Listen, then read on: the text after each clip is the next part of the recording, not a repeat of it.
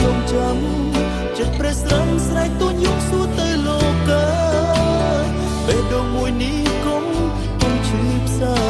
ឈឺជំងឺស្នេហាដុតរលពេញប្រាណគ្រាន់តែម្នាក់ឯងជាថ្មីតើហេតុអ្វីក៏ពេលនេះខ្វះគេមិនបានជាមនុស្សកុំសាខ្វះភាពក្លាហានរកវិធីបំភ្លេចកលយ៉ាងពីបាអ៊ូថ្លៃ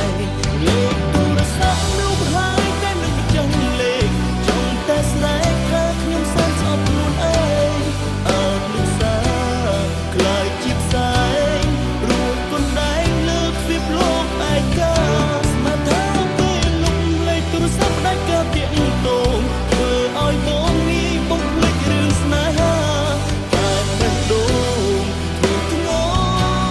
ថានឹកស្ទើរតែឈឺខ្លាចការចងចាំចិត្តព្រះស្រំស្រែកទួញយំសួរថាថ្ងៃណាបេះដូងមួយនេះនឹងបាត់ឈឺផ្សាឈឺស្នេហ៍ខំរក្សាប្រែជាគ្មានន័យ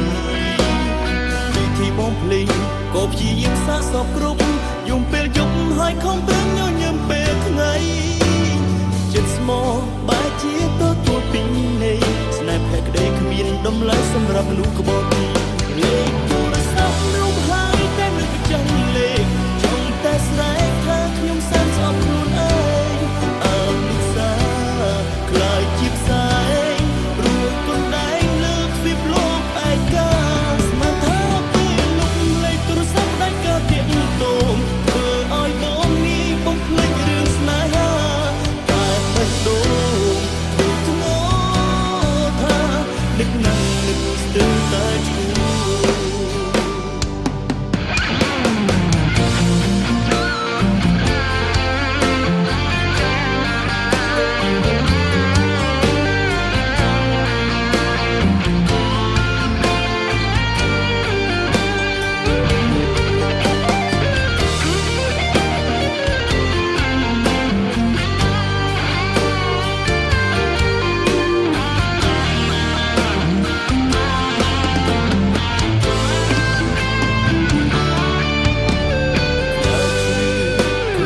ចងចាំចិត្តព្រះស្រំស្រែកទួញយំសួរថាថ្ងៃណាបេះដូងមួយនេះនឹងបាត់ឈឺផ្សាឈឺស្នេហ៍ខំរក្សាប្រែជាគ្មានន័យវិធីបំភ្លេចក៏ព្យាយាមសាកសពគ្រប់យំពេលយប់ហើយខំប្រឹងញញឹមពេលថ្ងៃចិត្តស្មោះបែរជាទទួលពីនៃស្នេហ៍ភក្តីគ្មានតម្លៃសម្រាប់មនុស្សក្បត់